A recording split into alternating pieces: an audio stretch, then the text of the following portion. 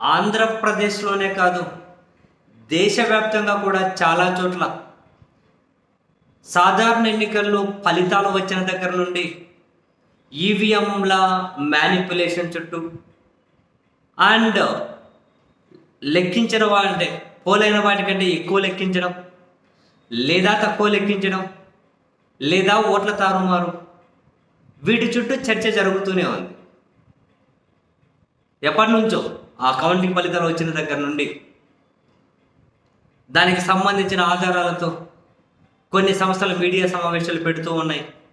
ఇప్పటికీ ఈ సెకండ్ కూడా 50 లక్షల ఓట్లు తారుమారాయని చెప్పి ఒక ఆర్గనైజేషన్ వాళ్ళు వివరాలు చూపిస్తున్నారు.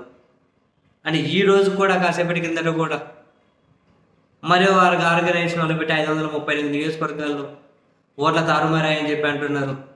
మరికొందరు మా దగ్గర ఆధారాలు ఉన్నాయి, సమయం ఇవ్వమండి చూపెడతామని చెప్పి ఎలక్షన్ కమిషన్ అడిగితే వాళ్ళ దగ్గర నుంచి స్పందన లేదంటున్నారు.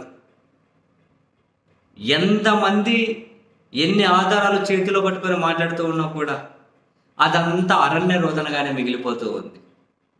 సీరియస్లీ, ఉత్తర కొరియాలో కిమ్ జాంగ్ ఉన్ నియంతృత్వం ఎలా ఉంటుందో మనమైతే కళ్ళతో చూడలేదు కానీ మాస్టరు, ఈ దేశంలో కొన్నిసార్లు వ్యవస్థల వ్యవహార శైలి మాత్రం ఆ నియంతృత్వాన్ని తలదన్నే విధంగా ఉంటుంది.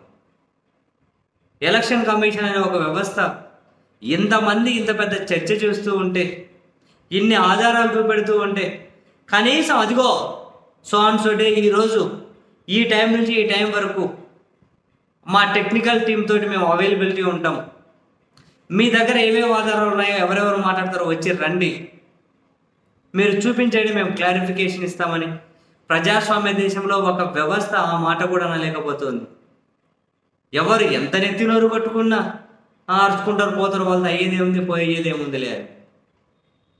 కొందరు సుప్రీంకోర్టు లాస్ట్ వేస్తామంటారు, తీర్పు వచ్చేప్పటికి నెక్స్ట్ ఎలక్షన్స్ రిజల్ట్స్ వస్తాయి. కనీసం వ్యవస్థ స్పందించే తీరు ఇదా?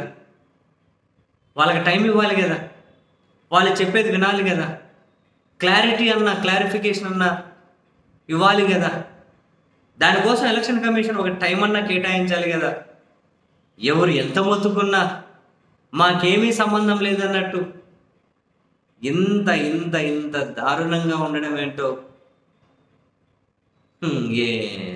ఏం